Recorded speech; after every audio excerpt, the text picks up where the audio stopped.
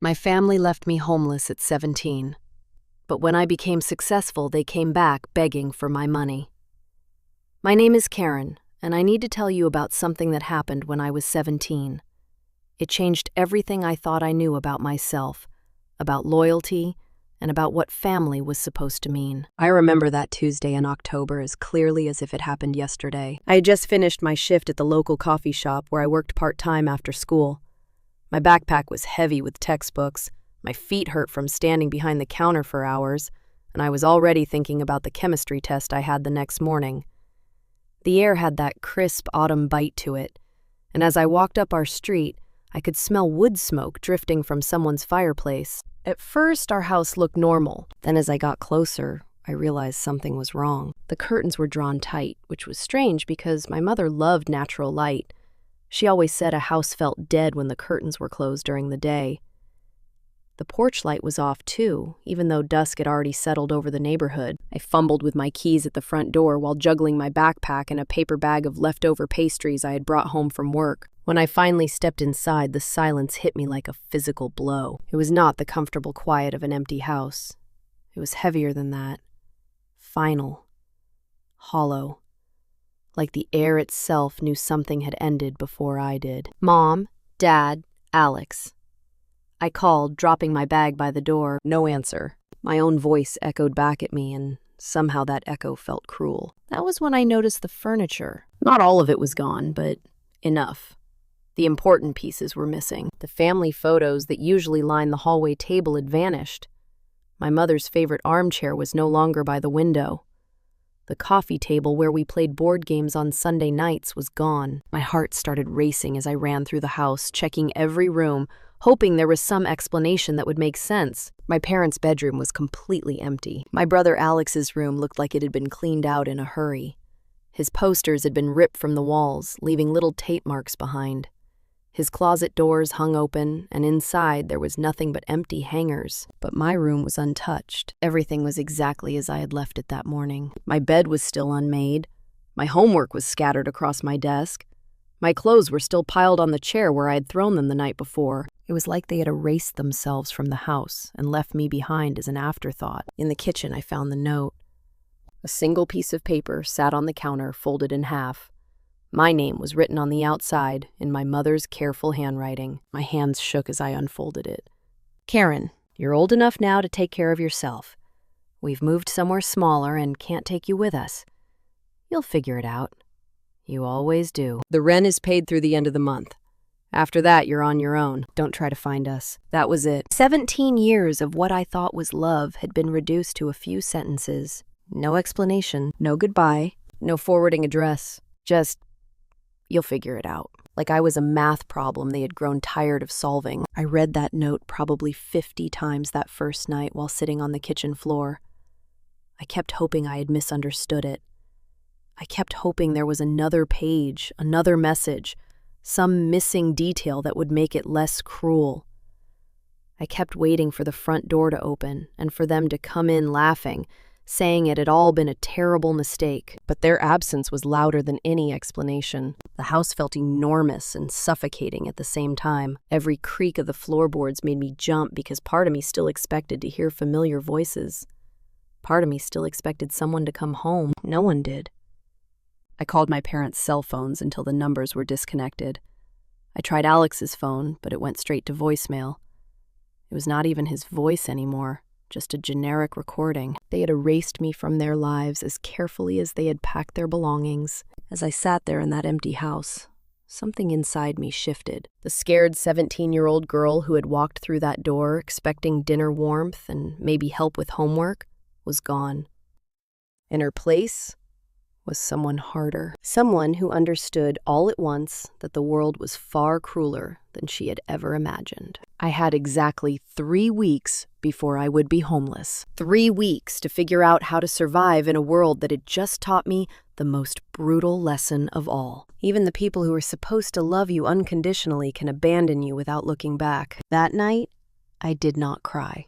I could not. The shock was too deep.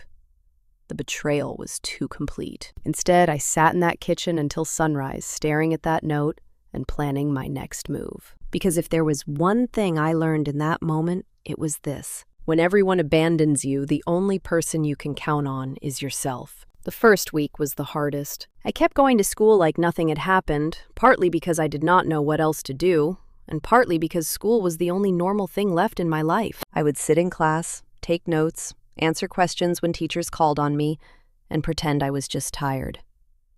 Then I would go home to that increasingly empty house and try to do homework by the light of the single lamp they had left behind.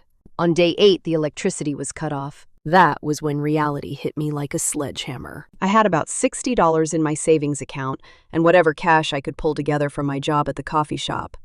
It was not enough for a deposit on even the cheapest apartment in town.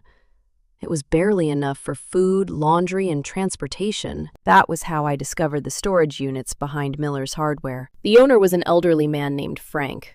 He had a section of older units that were not climate controlled, and they were cheaper to rent. He did not ask too many questions when I paid cash for a month up front. Unit 47 became my bedroom. It was 8 feet by 10 feet, with concrete walls and a corrugated metal door. I bought a sleeping bag from the thrift store and learned to arrange cardboard boxes as furniture. It was not home. It was not safe in the way a home should be safe. But it was shelter, and it was mine. The hardest part was staying clean. I could not afford a gym membership, so I got creative. The community center downtown had public restrooms with sinks, and if I timed it right during busy hours, I could wash my hair and brush my teeth without anyone paying attention. I bought baby wipes in bulk and learned to give myself what I called truck stop showers in bathroom stalls. Food was even harder. Before that, I had always taken for granted that there would be something in the refrigerator when I got hungry. Now, every meal required a plan. I survived mostly on peanut butter sandwiches, bananas, and whatever day-old pastries I could bring home from the coffee shop. My manager, Katie, started accidentally making extra sandwiches that had to be thrown away. Somehow, those sandwiches always ended up in a bag with my name on it. She never asked directly. I never admitted anything, but I think she knew enough. The worst part was not the discomfort. It was not even the hunger. It was the invisibility. People walked past my storage unit every day, completely unaware that a 17-year-old girl was living inside. Teachers at school asked if I was feeling okay because I looked tired, but when I said I was fine, they believed me. It was easier for them to accept that answer than to dig deeper. I became an expert at looking normal. I kept my school clothes in my locker and changed in the bathroom every morning. I volunteered to help with after-school activities just to have somewhere warm to be. I studied in the library until closing time, not because I was especially studious, but because it delayed the moment when I had to return to that concrete box. One night, about 2 weeks into my new reality, I was lying on that thin sleeping bag, listening to rain hammer against the metal door, when something inside me broke open. Not in a bad way, more like a shell cracking so something new could emerge. I realized that I was surviving. More than that, I was adapting. I started making lists in a notebook I had found in my locker. Things I needed. Things I wanted to accomplish. Places where I could shower for free. Restaurants that threw away edible food at closing time. I mapped out every public restroom within a 5-mile radius and rated them by cleanliness and privacy. Most importantly, I began paying attention to how other people managed to survive and even thrive when they had so little. There was a homeless man I saw often, who somehow always had clean clothes and 3 meals a day. I watched him carefully and learned that he volunteered at the church kitchen in exchange for food and laundry privileges. I noticed the single mothers at the community center who juggled schoolwork and children. They shared resources, information, rides, coupons, phone numbers, and warnings.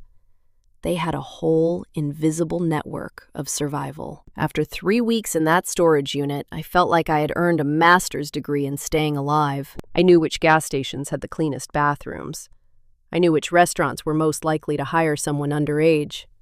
I knew which social services would help without asking too many questions about where I lived. The strange thing was, I started to feel proud of myself. Not proud of the situation. Proud of how I was handling it. Every morning I woke up in that metal box, got dressed, and walked into school looking like any other teenager, felt like a small victory. Every night I found enough food to keep going was proof that I was stronger than anyone had ever given me credit for. I was learning something my parents had never taught me.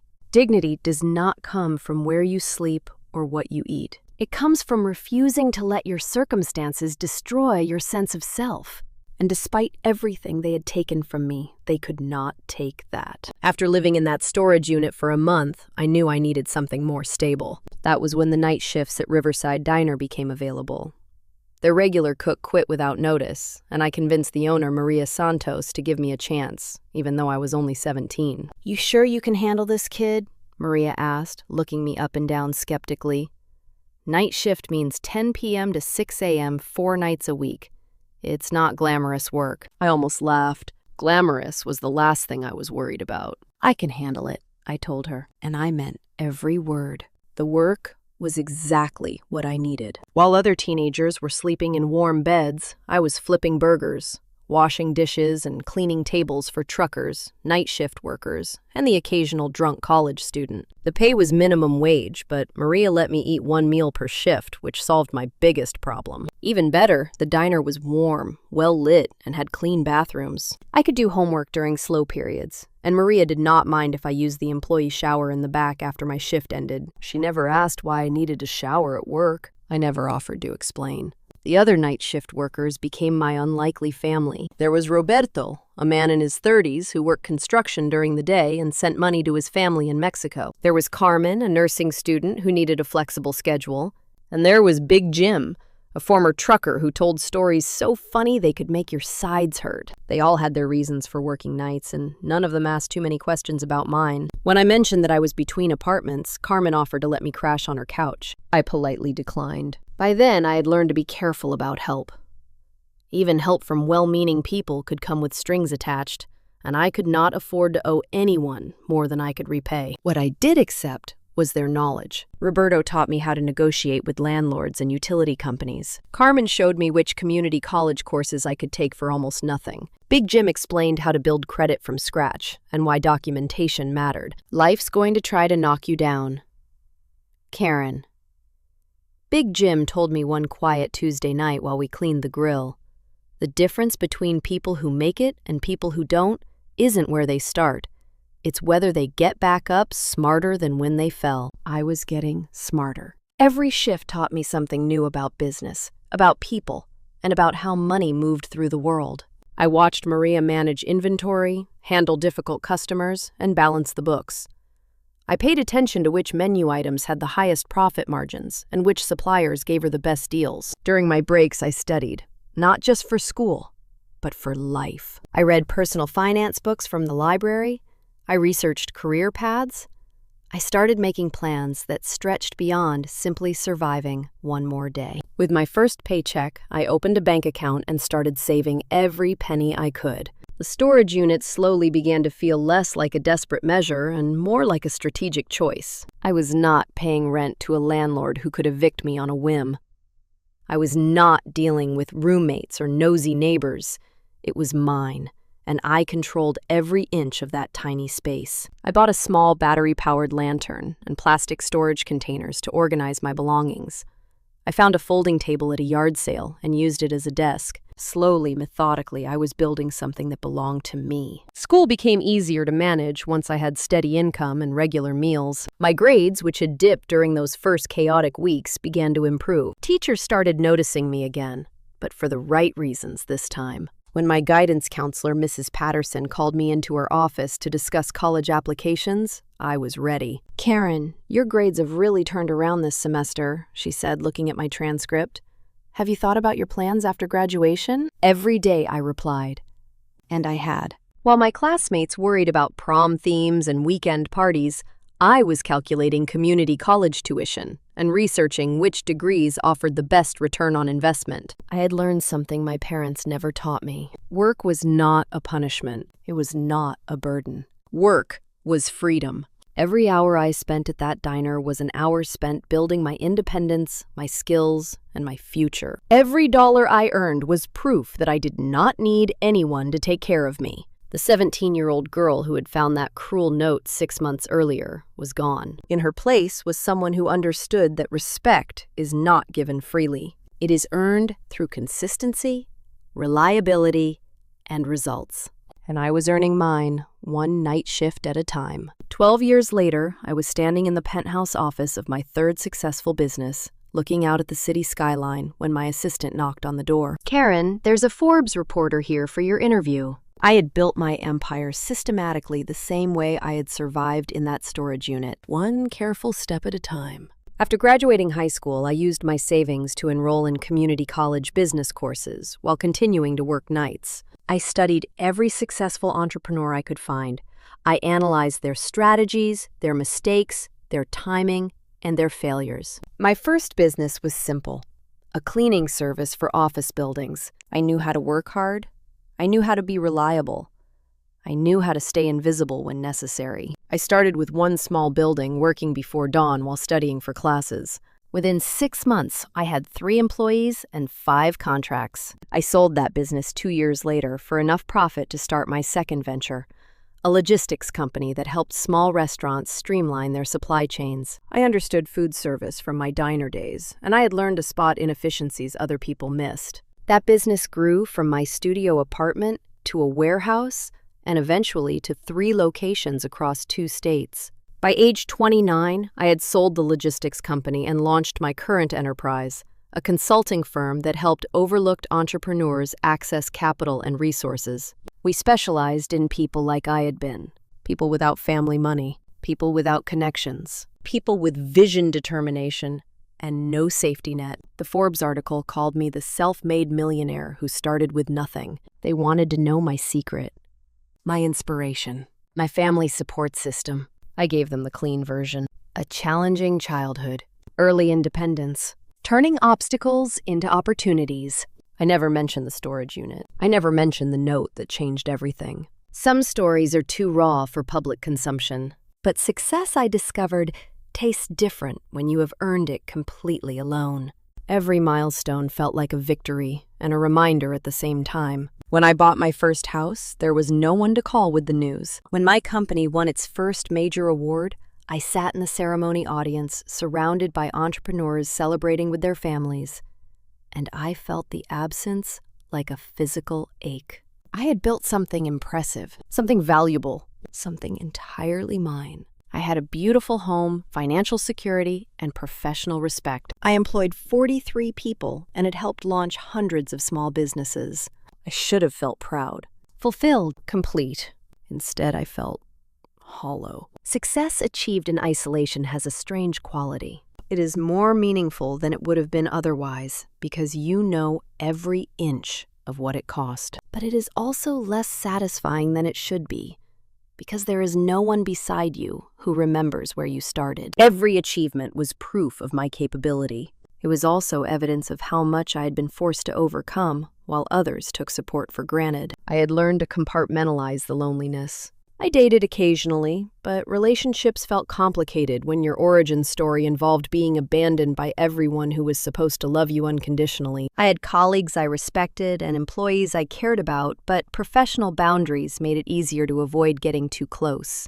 The Forbes photographer wanted shots of me in my office, my home, and my car. They wanted to capture the lifestyle of success, but they could not photograph what was truly different about my success. The fact that I had built it entirely for myself with no one to share it with and no one who remembered where I began. Late that night after the interview was finished, I sat in my home office looking at the financial statements that proved my worth on paper. 7 figures in the bank. Property in 3 states. A business valued at more than most people would see in several lifetimes. I thought about that 17-year-old girl in the storage unit, making lists by battery-powered lantern light. She would have been amazed by how far we had come. She would have been proud of what we had accomplished. But I also wondered what she would think about how quiet success was, how solitary it felt. In all her planning and dreaming, she had focused on building security and independence. She had never considered what it would feel like to achieve everything she hoped for with no one around to witness it, celebrate it, or say they knew she could do it. The bitter irony was not lost on me. I had become extraordinarily successful at taking care of myself because I had no choice. But that same self-reliance that saved me had also isolated me. I was living proof that you could survive anything and thrive beyond your wildest dreams. I just had not expected success to feel so much like that storage unit all over again. Safe, secure, but fundamentally alone. The Facebook message arrived on a Tuesday morning, exactly 12 years to the day since I had found that note in the kitchen. I was reviewing quarterly reports when my personal phone buzzed with a notification from someone named Alex Mitchell. The profile picture made my stomach drop. It was my brother. Older and broader than the 21-year-old I remembered, but unmistakably Alex. The message was brief. Karen, I know this is unexpected, but I saw your interview in Forbes. I'm proud of what you've accomplished. I'd really like to talk. I know we have a lot to discuss about what happened when we were younger. Would you be willing to meet for coffee? I stared at that message for 20 minutes while my coffee went cold and my hands shook. 12 years of silence. And now, suddenly, after I had been featured in a national business magazine, my brother wanted to reconnect. The timing was not coincidental. The Forbes article had generated significant media attention. I had been invited to speak at conferences. Other publications wanted interviews. My consulting firm had received dozens of new client inquiries. My success was now public knowledge, complete with photos of my home and estimates of my net worth. I showed the message to my business partner, David, the one person who knew the full story of my past. What do you want to do? He asked carefully. I want to know what they want, I replied, because after 12 years of nothing, they don't suddenly miss my sparkling personality. I agreed to meet Alex at a neutral location, a coffee shop downtown that I chose specifically because it was public, well-lit, and far away from anywhere that held memories. I arrived 15 minutes early and positioned myself at a table where I could clearly see the entrance. Alex walked in exactly on time. My first thought was how much he looked like our father. Same jawline, same way of scanning a room before committing to entering it fully. He had gained weight and his hairline had receded, but he carried himself with a confidence I did not remember from our teenage years. Karen, he said, approaching my table with a smile that looked rehearsed. You look amazing. Success suits you. I did not stand up. I did not offer a hug. Alex, I said, you look... I paused, studying his face. Older. He laughed nervously and sat down across from me. 12 years will do that. I can't believe how well you've done for yourself. That Forbes article was incredible. There it was. A reference to my public success within the first minute of conversation. I leaned back in my chair and waited for him to continue. I've thought about reaching out so many times over the years, he said, fidgeting with his coffee cup. But I never knew what to say. We were all so young when everything happened. You were 21, Alex, hardly a child. His face flushed slightly. You're right. I should have. I mean, things were complicated. You have to understand, Mom and Dad were going through a really rough time financially. The house was in foreclosure. Dad had lost his job, and they felt like they had no choice. I studied his expression as he spoke. He had prepared this explanation, practiced it, but there were cracks in his composure. His eyes darted away when he mentioned our parents. His voice trembled slightly when he said, no choice. So they had no choice but to abandon their 17-year-old daughter. I asked quietly. It wasn't like that. We thought you'd be okay. You were always so independent, so capable. Even as a kid, you figured things out. The absurdity of that justification almost made me laugh. So I was abandoned because I was competent. Karen, please. I know it sounds terrible now, but we were desperate. And look how well you turned out. Maybe it was meant to happen this way. I felt something cold settle in my chest. This was what he had come to say, that my abandonment had been a favor, that my success justified their cruelty, that I should be grateful for the character-building experience of being homeless at 17. Why now, Alex? I asked directly. Why reach out now after 12 years of silence? He shifted uncomfortably. I've been going through some changes. Divorce, job situation, you know. It made me realize how important family is, How much I've missed having you in my life. There it was. The truth hiding behind the sentiment. He was having financial problems, and he had remembered that his successful sister might be useful. I stood up from the table. I'm going to think about what you've said, Alex. This is a lot to process. Of course, he said, quickly standing too. Can I give you my number? Maybe we could have dinner next week, somewhere nice. My treat. His treat. With what money, I wondered if he was going through a job situation. I took his business card, noticed it was slightly worn at the edges, and promised to call him soon. As I walked to my car, I felt something I had not expected. Not anger. Not hurt. A clinical curiosity. I wanted to know exactly what my family thought they could gain from me. That evening, I hired a private investigator. I wanted to know everything about their lives over the past 12 years, their current financial situations, and most importantly, what had triggered this sudden desire for reconciliation. Knowledge, I had learned, was the most valuable currency in any negotiation. And this reunion was absolutely going to be a negotiation. The investigator's report arrived 3 days later. It painted a clearer picture of my family's motivations than Alex's coffee shop performance had. Alex was indeed going through a divorce, his second one. He had been unemployed for 8 months, had burned through his 401k, and was facing foreclosure on his house. My parents were in even worse shape. My father had been forced into early retirement because of health issues. My mother was working part-time at a retail store. They had refinanced their house twice and were drowning in credit card debt. The most interesting part was the timeline. Alex had reached out to me exactly 1 week after the Forbes article was published online, and 2 days after my parents had called him asking if he had seen it. I called Alex back and suggested we have the dinner he had mentioned. I chose an upscale steakhouse partly to see how he would react to the prices, and partly because I wanted him uncomfortable. Alex arrived wearing a suit that had seen better days. For the first 10 minutes, he kept commenting on how nice the restaurant was in a way that made it obvious he could not afford it. He ordered the cheapest entree on the menu and declined drinks, claiming he was trying to be healthier. I let him maintain the pretense through appetizers and small talk about his children, his ex-wife, and the challenges of the job market. He was working up to something, and I wanted to hear him say it himself. Karen, he finally began, as our main courses arrived. I need to be honest with you about something. I cut a piece of my steak and waited. Part of why I wanted to reconnect is because I'm going through a really tough time financially. I know this is awkward, but I was wondering if you might be able to help me out temporarily, just until I get back on my feet. I wouldn't ask if I wasn't desperate. How much? I asked calmly. His eyes lit up with hope. Well, I'm behind on my mortgage by about $8,000. If I could just catch up, I could probably refinance and lower my payments. It would make all the difference. $8,000. To him, it was salvation. To me, it was less than I spent on business lunches in a quarter, but it was not about the money.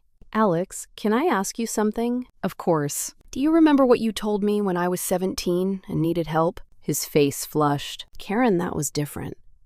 I was just a kid myself. You told me I'd figure it out because I always did. You watched our parents abandon me and said nothing. You packed up your room and left without even saying goodbye. I was 21 and broke. I didn't have a choice. You had choices. You could have taken me with you. You could have helped me find somewhere to live. You could have at least warned me what was coming. I set down my fork and looked directly at him. But you didn't do any of those things because it would have been inconvenient for you. That's not fair. You don't know what it was like for me watching the family fall apart. You're right. I don't know what it was like for you because you disappeared along with everyone else. But I do know what it was like to be 17 and homeless because the people who were supposed to protect me decided I was disposable. Alex's jaw tightened. I came here to apologize, to try to make things right. I thought you'd understand that people make mistakes when they're under pressure. Oh, I understand pressure, Alex. I understand it better than most people. What I don't understand is why your current pressure should be my problem to solve. Because we're family, he said, his voice rising slightly. Because blood means something. I almost laughed. Blood means something. Where was that philosophy 12 years ago? Karen, please. I know I screwed up, but I can't change the past. I can only try to do better now. My kids are going to lose their home if I can't figure this out. There it was. The manipulation I had been waiting for, bringing the children into it, making me responsible for their welfare if I refused to help him. I signaled for the check. Alex, your children losing their home would be tragic, but it would not be because I refused to bail you out. It would be because their father made poor financial decisions and is now trying to manipulate his abandoned sister into solving problems he created. That's cold, Karen. Even for you. Cold, I repeated, pulling out my credit card. You know what's cold, Alex? Leaving a 17-year-old to fend for herself because it is financially convenient. What I'm being is consistent. You taught me that family members are not responsible for each other's survival. I learned that lesson very well. As I signed my portion of the check, Alex made one last attempt. Mom and Dad want to see you too. They miss you. I looked at him for a long moment. Do they? Or do they miss the idea of having a daughter who might be useful to them now? His silence was answer enough. I left him sitting at that table with the check for his own meal and a much clearer understanding of how successful his guilt trip had been. Some lessons once learned cannot be unlearned. And I had learned a long time ago that when people show you who they are, you should believe them the first time. 2 weeks after the disastrous dinner with Alex, my mother called my office directly. She must have found the number on my company website because she bypassed my assistant and somehow reached my personal line. Karen. The voice was older and more tentative than I remembered, but unmistakably hers. It's Mom. I had been reviewing contracts when the phone rang. Now I set down my pen and leaned back in my chair, surprised by how calm I felt. Hello, Linda. I used her first name deliberately. She had forfeited the title of Mom 12 years earlier. Oh, honey, it's so good to hear your voice. Alex told me you two had dinner. He said it didn't go very well. That depends on your perspective. I thought it was quite illuminating. There was a pause. Karen, I know you're angry with us. You have every right to be. But I was hoping we could talk, just you and me. There's so much I need to explain. Explain away. I have a few minutes. Not over the phone. Could we meet somewhere, please? I know I don't deserve it, but I'm asking anyway. Against my better judgment, I agreed to meet her for lunch the next day. I chose a restaurant near my office, somewhere I could easily leave if necessary. She was already seated when I arrived. She looked smaller and grayer than I expected. The woman, who had once seemed so formidable, now appeared fragile, almost nervous. She stood when she saw me hesitating, as if she wanted to hug me, then sat back down when I made no move toward her. You look wonderful, she said, her eyes taking in my tailored suit and confident posture. So professional. So successful. I ordered a salad and water, making it clear this would not be a long meal. She fidgeted with her menu and ordered soup she barely touched. Karen, I need you to know that leaving you wasn't easy for us. It was the hardest decision your father and I ever made. Was it? I asked. Because the note you left made it sound pretty straightforward. Her face crumpled slightly. That note. I rewrote it so many times. I didn't know how to explain something I didn't fully understand myself. Try now. You've had 12 years to figure out how to explain abandoning your minor child. She took a shaky breath. We were drowning, Karen. Your father had been out of work for almost a year. We had maxed out every credit card and borrowed against the house twice. The bank was starting foreclosure proceedings. I waited, letting her continue. We couldn't afford to feed 3 people anymore. We could barely afford 2. When your father finally got that job offer in Phoenix, it came with housing, but it was just a 1-bedroom company apartment. We couldn't take you with us even if we had wanted to. Even if you had wanted to, I repeated. She flinched. That came out wrong. Of course we wanted to take you. But you were almost 18. You had a job. You were so capable, we thought. You thought what, exactly? We thought you'd figure it out. You were always the smartest one, the most resourceful. Even as a little girl, you solved problems the rest of us couldn't. I set down my fork and processed her words. So you abandoned me because I was competent. We didn't abandon you. We made an impossible choice. We couldn't take care of all 3 of us, so we tried to save who we could. And you decided I was expendable. Number. She leaned forward, her eyes filling with tears. We decided you were strong enough to survive. And we were right, weren't we? Look at what you've accomplished. The rationalization was breathtaking in its selfishness. They had convinced themselves that abandoning me was somehow a gift. That forcing me into homelessness was an act of faith in my abilities, not a betrayal of their responsibilities. Linda, let me ask you something, and I want a completely honest answer. She nodded. If I had failed, if I had ended up dead, addicted, or in prison, would you have felt responsible? She was quiet for a long time. When she finally spoke, her voice was barely above a whisper. We told ourselves you'd be fine. We had to believe that, or we couldn't have done it. That's not what I asked. I asked if you would have felt responsible if I hadn't survived. Her silence stretched between us like a chasm. Finally, she looked up at me with red-rimmed eyes. Yes, she whispered. Yes, we would have. But Karen, we didn't have any good choices. We had $3,000 to our name and a week to get out of the house before the sheriff came to evict us. Your father's new job paid just enough to keep us alive, not enough to support 3 people. We were choosing which one of us would suffer, and you chose yourselves. I stared at her, processing the admission. You chose yourselves. At least that's honest. We chose to keep the family together, minus one person we believed could survive on our own. The family, I repeated slowly. You mean you, Dad, and Alex? I wasn't part of the family you were trying to keep together? That's not. She stopped herself because she realized that was exactly what she had said. Let me make sure I understand this correctly. You had enough money to relocate 3 people, but not enough to support 3 people? So instead of all of you struggling together, you decided I should struggle alone while the 3 of you stayed together. It wasn't comfortable, Karen. That apartment was tiny, and your father's hours were terrible. But you had a roof. You had food. You had each other. She nodded, tears flowing freely now. And in 12 years, not one of you thought to check if I was alive. Not a phone call, not a letter, not even a Google search to see if I had ended up in jail or dead. We were afraid, she admitted. Afraid you'd hate us. Afraid of what we might find. So you chose ignorance over responsibility. We chose to believe you were okay because the alternative was unbearable. I leaned back in my chair and studied the woman in front of me. She had given birth to me, but she had never truly been my mother. The tears, the guilt, the justifications, none of it changed the fundamental math of what they had done. Linda, can I tell you what really happened after you left? She nodded, bracing herself. I lived in a storage unit for 6 months. I showered in gas station bathrooms and ate peanut butter sandwiches for dinner because that was all I could afford. I worked night shifts at a diner while finishing high school. I studied by battery-powered lantern light because I couldn't afford electricity. Her face went white.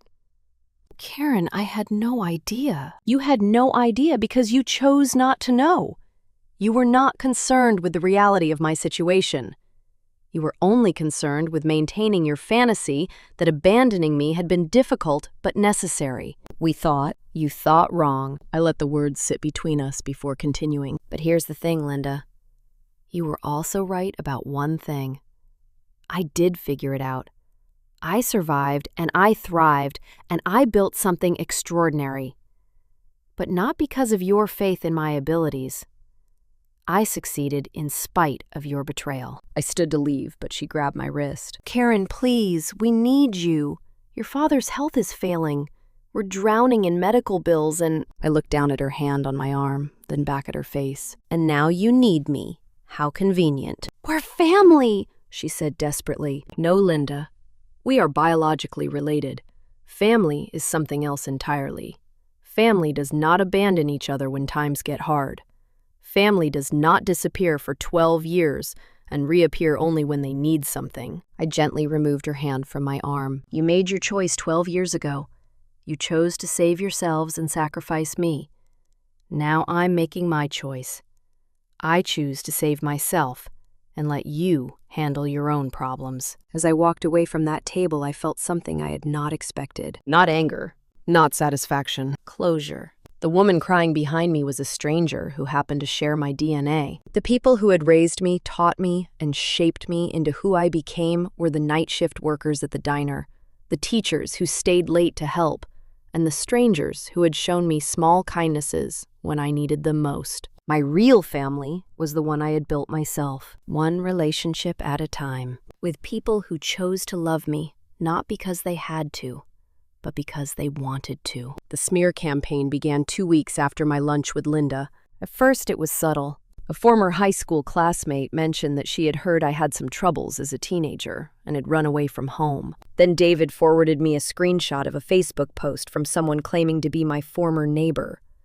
The post said they remembered when I had stolen money from my parents and disappeared. By the end of the month, the narrative had hardened into something grotesque but believable. According to the story they were spreading, I was an ungrateful daughter who had robbed her struggling family and run away, leaving my poor parents heartbroken and financially devastated. The story painted them as victims of their own child's selfishness and criminality. The private investigator I had used before became invaluable in tracking the source of the rumors. It was Alex, working in coordination with my parents, systematically contacting anyone they could find from my past to spread their fabricated version of events. They were crafting a story that served several purposes. It explained my 12-year absence in a way that made them sympathetic. It preemptively discredited any version of events I might share. And it positioned them as the wronged parties, making any refusal to help them look like continued cruelty from their victimizer.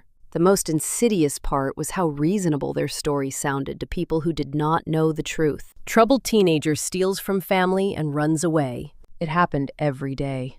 Successful adult refuses to help struggling parents. That looked like selfishness, especially when the parents were older and facing medical bills. I was in my office when my assistant brought me a particularly nasty email from a potential client who had heard disturbing things about my character and was withdrawing their business. That was when I realized this was not just personal vindictiveness. It was an attack on my professional reputation. That evening, I called a meeting with my legal team. I laid out the situation clearly. My biological family was conducting a deliberate campaign to destroy my reputation because I had refused to give them money. "Do we have grounds for defamation suits?" I asked my attorney, Rachel. "Potentially," she replied, "but it would be difficult to prove damages, and it might generate more publicity than you want. The real question is what you want to achieve. Do you want them to stop? Or do you want to clear your name publicly?" "Both.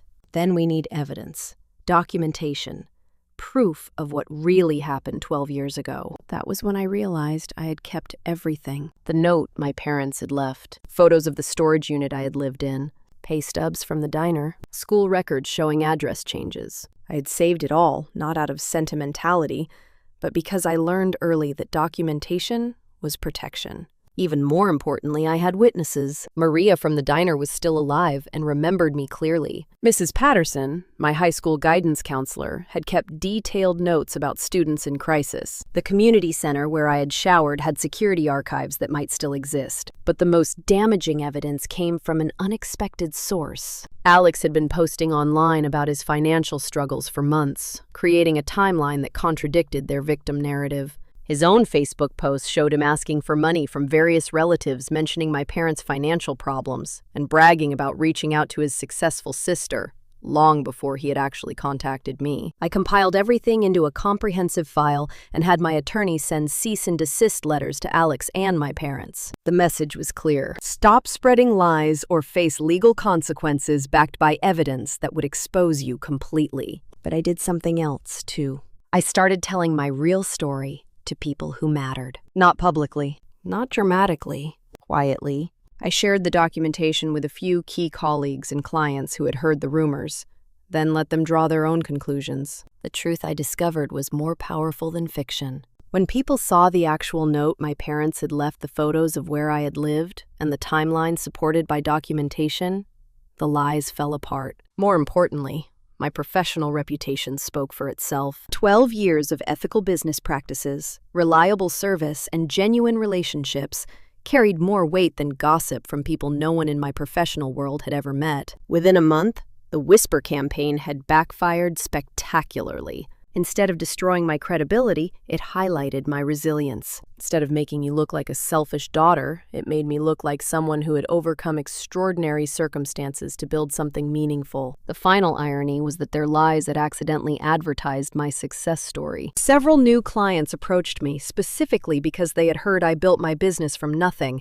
and wanted to work with someone who understood real struggle. As I sat in my office looking at the stack of new contracts, I realized that my family had given me one final gift: They had taught me that my reputation was strong enough to survive their worst intentions. They had tested my foundation and found it solid. They had also revealed something crucial about themselves. When decent people cannot get what they want through honest means, they accept disappointment and move on. When toxic people cannot get what they want through manipulation, they escalate to destruction. The people who had abandoned me at 17 were now trying to destroy me at 29. The consistency was almost impressive. The escalation came exactly as I predicted. When the cease and desist letters stopped the social media campaign, and when it became clear that the reputation destruction had backfired, my family moved to direct confrontation. It started with Alex showing up at my office building. Security called to inform me that someone claiming to be my brother was in the lobby demanding to see me. When I refused the meeting, he started shouting loudly enough for other tenants to hear, claiming I was heartless and had abandoned my family in their time of need. Security escorted him out. He returned the next day, and the day after that. By the fourth day, he brought reinforcements. My mother stood in the lobby holding a photograph of me as a child, telling anyone who would listen that her daughter had turned her back on the family that raised her. They stationed themselves during lunch hour when foot traffic was highest, maximizing the number of people who witnessed their performance. When building security banned them from the property, they moved to the parking garage. When they were banned from there, they set up across the street with handmade signs. Karen Mitchell, successful businesswoman, failed daughter. The harassment extended beyond my workplace. Somehow they got my home address and began parking outside my house at all hours. Sometimes they just sat in their car. Sometimes they walked up and rang the doorbell repeatedly when I was clearly home but not answering. My neighbors were professional people who valued privacy and quiet. They were not amused by the disturbance. Mrs. Chen from next door approached me apologetically and told me the situation was making her uncomfortable. She asked if I could please handle it. The final straw came on a Friday evening. I was hosting a small dinner party for potential investors when my parents showed up at my front door demanding to be let in. They rang the doorbell continuously for 10 minutes. Then they began pounding on the door and shouting, "Karen, we know you're in there. We can see the cars. How can you entertain strangers while your own parents are suffering?" My guests, sophisticated business people who were considering investing significant money in my firm, sat in my dining room, listening to the spectacle. One of them, a venture capitalist named James, quietly asked if I needed to call the police. I excused myself and opened the front door, stepping outside to face my parents on the porch. They looked haggard and desperate, but their eyes held something I recognized from childhood, that particular rage that came when they were not getting their way. "This ends now," I said quietly. "You are harassing me at work, at home, and now you are disrupting my business meetings. This is stalking, and it is going to stop." "We're not stalking you," my father said, his voice shaking with anger. "We're trying to reach our daughter, who won't return our calls or acknowledge our existence." "I acknowledged your existence. I met with Alex. I met with Linda. I heard what you had to say, and I made my decision. That should have been the end of it." "The end of it?" my mother said, her voice rising toward hysteria. "You're our child. You don't get to just cut us off because it's convenient." "Watch me," I replied calmly. That was when my father stepped closer, his face flushed with rage. "You ungrateful little... We gave you life. We raised you. And this is how you repay us? You gave me DNA and 17 years of housing. That is not the same thing as raising me. And you seem to have forgotten that you threw away any claim to gratitude when you abandoned me." "We didn't abandon you. We made a hard choice in impossible circumstances." "You keep telling yourself that, but we both know the truth. You saved yourselves and sacrificed me. And you would do it again tomorrow if it served your interests." My mother began crying then, loud theatrical sobs designed to attract attention from the neighbors. "How can you be so cruel? We're old, we're sick, we're struggling, and our own daughter won't even help us." "Your daughter is helping you," I said. "She's teaching you the same lesson you taught her. When people won't or can't help you, you figure it out yourself." That was when my father made his mistake. He grabbed my arm, his grip tight enough to bruise, and pulled me toward him. "You're going to help us, Karen. One way or another, you're going to do right by your family. Behind me, I heard chairs scraping as my dinner guests stood up. James appeared in the doorway, followed by the other investors. "Is everything all right out here?" James asked in a tone that made it clear everything was obviously not all right. My father immediately released my arm and stepped back. He realized he had just physically threatened me in front of witnesses. Professional witnesses. Wealthy, influential witnesses. People who could destroy whatever remained of his credibility. "Everything's fine," I said, not taking my eyes off my father. My biological relatives were just leaving. The word biological hung in the air like a slap. Not family. Not parents. Biological relatives. "Karen, please," my mother whispered. "We're desperate." "I know," I replied. "Desperate people do desperate things, which is why I'll be filing for a restraining order on Monday morning. If you come within 500 feet of me, my home, or my business again, you will be arrested." As they walked back to their car, I heard my father mutter something about lawyers being expensive and teaching me a lesson I would not forget. I turned to my dinner guests, who were still standing in my doorway, shocked and uncomfortable. "I apologize for that display," I said calmly. "As you may have gathered, I have some family members who are having difficulty accepting boundaries. Shall we return to dinner?" The restraining order should have ended it. Judge Morrison listened to my testimony, reviewed the evidence of harassment, and issued a comprehensive order prohibiting my parents and brother from contacting me directly or indirectly. They were barred from coming within 500 feet of my home or business. They were also prohibited from posting about me on social media. "Mr. and Mrs. Mitchell," the judge said sternly, "your daughter is under no legal or moral obligation to provide you with financial support. This court will not tolerate further harassment.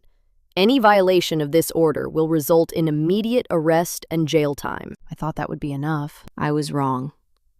2 weeks after the restraining order was issued, my parents were arrested for violating it. They had been caught on security cameras placing flyers under windshields in my office building's parking garage. The flyers contained my photo and personal information, along with accusations that I was a heartless daughter who had abandoned her elderly parents. They spent 1 night in jail before making bail. I assumed the reality of legal consequences would finally penetrate their desperation. Again, I was wrong. The violations escalated. They created fake social media accounts to get around the ban on posting about me. They had Alex's ex-wife call my office, pretending to be a potential client, then launch into a tirade about my family abandonment when my assistant connected the call. They hired a billboard company to put up a sign on the highway leading to my office complex. "Karen Mitchell, when success costs your soul." Each violation led to fines, court appearances, and eventually brief jail sentences.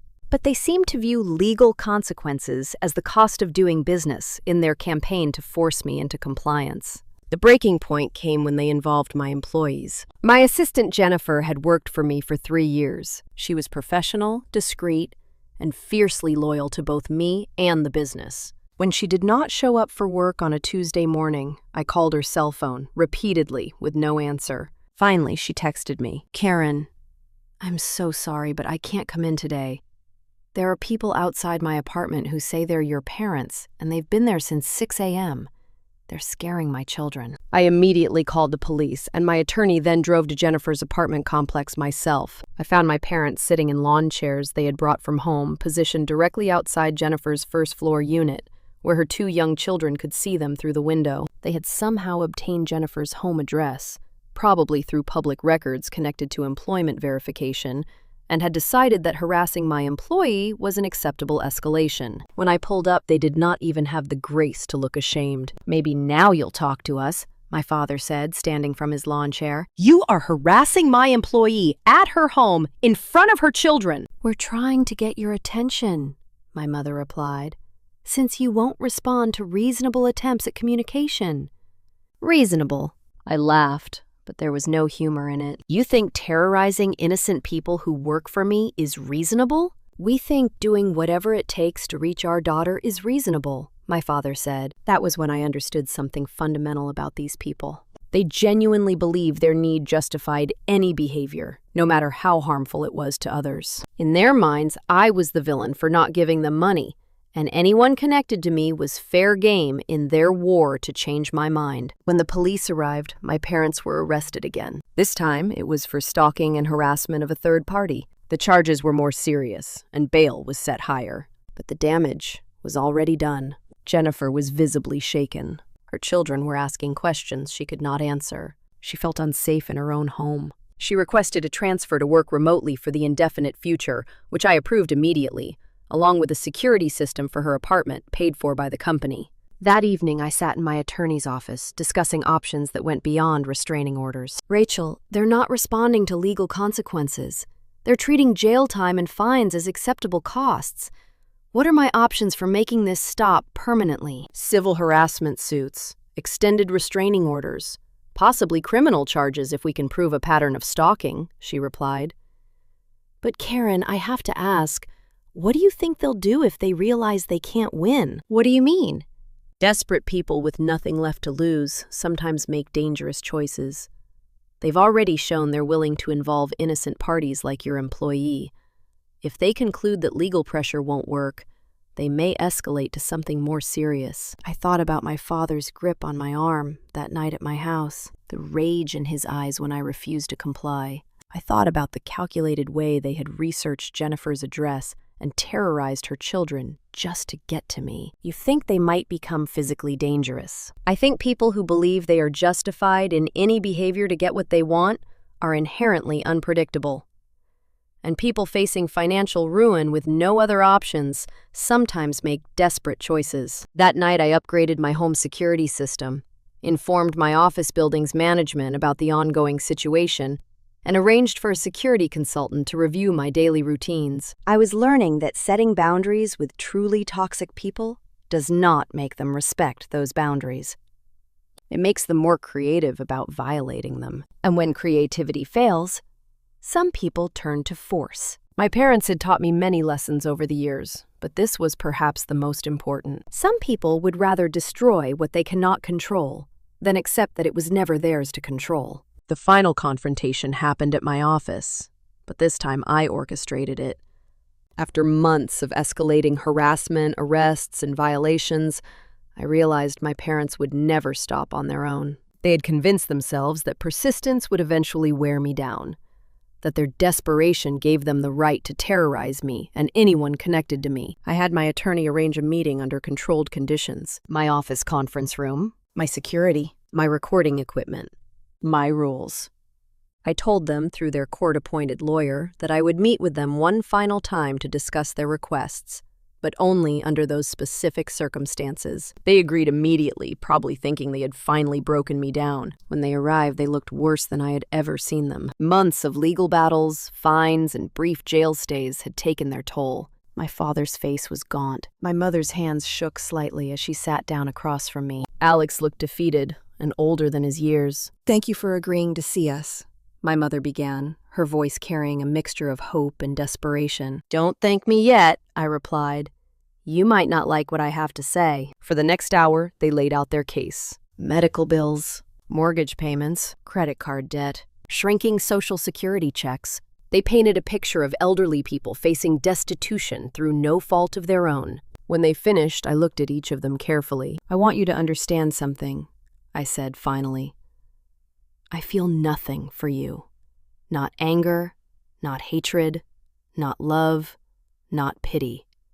Nothing. You are three people who share some of my DNA, and that is the extent of our relationship." "Karen, we're your family," Alex protested. "No, you're not. You stopped being my family the day you abandoned me. Everything that has happened since then has only confirmed what I learned that day. You are people who will sacrifice others to save yourselves. We made mistakes," my father said, "but we're trying to make amends." "You are not trying to make amends. You are trying to extract money from someone you perceive as wealthy. If I were still living in poverty, would you be here asking for forgiveness? Would you care about our relationship if I could not write you a check?" The silence answered my question. "I know about Alex's second divorce," I continued. "I know about his gambling debts. I know about your reverse mortgage and the credit card companies threatening lawsuits. I know exactly how much money you need and why you need it." They looked stunned that I had researched their situation so thoroughly. "Here's what's going to happen," I said. You are going to leave this office and you are never going to contact me again. You are not going to call, email, text, write letters, or send messages through third parties.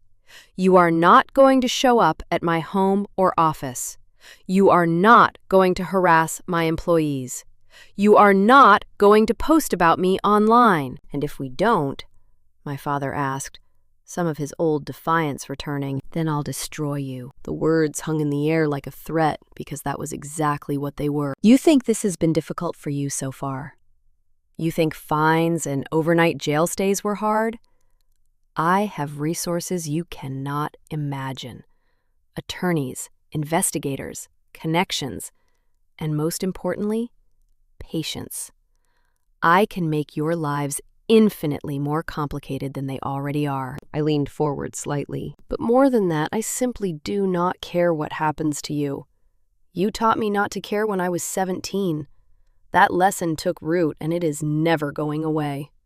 Whether you live comfortably or die in poverty is completely irrelevant to me. You can't mean that, my mother whispered. I absolutely mean it. You want to know the difference between us? You need me. I don't need you. You cannot hurt me anymore because I do not care about you anymore.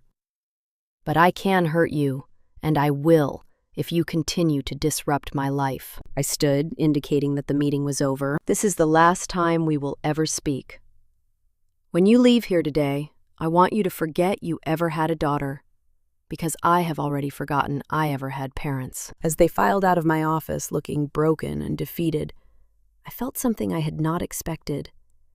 Not satisfaction, not victory, completion. The scared 17-year-old girl who had found that note was finally completely gone. In her place was someone who understood that indifference is the ultimate power over people who have hurt you. When you stop caring what they think, what they need, or what they do, they lose the ability to manipulate or control you. I had become untouchable to them, not because I was angry or vengeful, but because they had made themselves irrelevant to my life. And that indifference, more than any punishment or revenge, was the one thing they could not fight or overcome. 5 years have passed since that final meeting, and I can say with complete certainty that my biological relatives kept their word. I never heard from them again. I know this not because they found peace or acceptance, but because about 2 years later, my private investigator informed me that my father had suffered a stroke and was in a nursing home. My mother was working at a grocery store to pay for his care. Alex had filed for bankruptcy and moved back in with them. I felt nothing when I received that information. Not satisfaction, not sadness, not guilt, nothing. But let me tell you what happened to the people who actually mattered. Maria from the diner retired and moved to Florida, but we still exchange Christmas cards every year. She was the first person I called when my business was featured in Forbes, and she cried with pride when I told her how well things had turned out. When she needed surgery last year and her insurance would not fully cover it, I quietly paid the difference. That is what family does. Big Jim passed away 3 years ago, but not before he got to see me speak at a conference for small business owners. He sat in the front row and introduced himself to everyone around him as Karen's old friend from the diner. His funeral was standing room only, filled with people whose lives he had touched with his kindness and wisdom. Jennifer, my assistant, the one my parents harassed, became my business partner when we expanded into consulting services. She is brilliant loyal and raises her children with the fierce protectiveness that helped her survive that difficult period. Her kids call me Aunt Karen. They do not know their college funds are already fully funded. Mrs. Patterson, my high school guidance counselor, nominated me for an Alumni Achievement Award. When I went back to accept it, she pulled me aside and said, "I always knew you'd be fine, Karen. You had something the other kids didn't. You understood that your circumstances did not define your possibilities." David, my business partner, became one of the closest friends I have ever had. He knows my whole story, and not once has he suggested that I should forgive my parents or heal the rift in my family. He understands that some relationships are meant to end, and that wisdom lies in knowing the difference between what can be repaired and what should be discarded. I have built a chosen family of people who earned their place in my life through consistency, kindness, and genuine care. We celebrate each other's successes. We support each other through difficulty. We show up when we are needed. This is what family actually looks like. My company now employs over 100 people and has helped launch more than 1,000 small businesses. I speak at conferences about entrepreneurship resilience and building success from nothing. I never mention my personal story publicly, but I do share one crucial message. Your value is not determined by how others treat you. It is determined by how you treat yourself. The most important lesson I learned from those years of conflict with my biological relatives is this. Forgiveness is not mandatory. Reconciliation is not necessary for healing. And family is not defined by blood. Some people are born into loving families who support them through everything. Others, like me, have to create their families from the people who choose to love us despite having no obligation to do so. The people who abandoned me taught me that I was disposable to them. The people who stayed taught me that I was valuable to them. I chose to believe the ones who stayed. Today I woke up in a home filled with photos of people who matter to me. Friends, colleagues, mentors, people who helped shape who I became. Tonight I will have dinner with people who chose to be in my life and whom I chose in return. This is what victory looks like. Not revenge against the people who hurt you. A life so full of genuine love and meaningful relationships that their absence becomes irrelevant. I am living proof that you do not owe anyone your forgiveness, your presence, or your resources simply because they share your DNA. You do not owe anyone a relationship that diminishes your peace, threatens your safety, or demands that you set yourself on fire to keep them warm. Sometimes the strongest thing you can do is walk away from people who will never value you and walk toward people who already do. Sometimes the greatest family you will ever have is the one you build yourself. One person at a time, one choice at a time, one boundary at a time. And sometimes the best thing toxic people can do for you is exactly what mine did for me. They can teach you that you are strong enough to survive without them, capable enough to thrive despite them, and wise enough to know the difference between people who deserve a place in your life and people who do not. My story began with abandonment, but it ends with belonging. Real belonging, with people who earned their place and whose place in my life I earned in return. That 17-year-old girl in the storage unit would be amazed not just by what I built, but by who I built it with, and she would be proud.